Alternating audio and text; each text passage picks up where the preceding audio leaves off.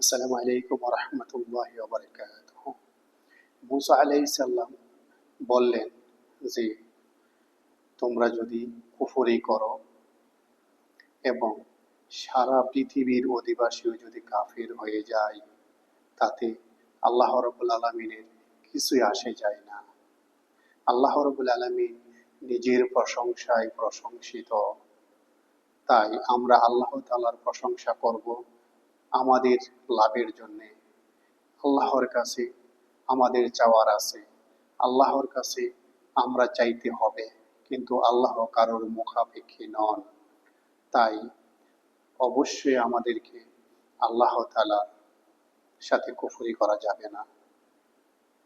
এটার আয়াতের মূল সারমর্ম হইল যে মানুষ কুফরি করে আল্লাহর কিছুই করতে পারবে না। আল্লাহর কাছে আমাদের অবশ্যই ফিরে যেতে হবে। তাই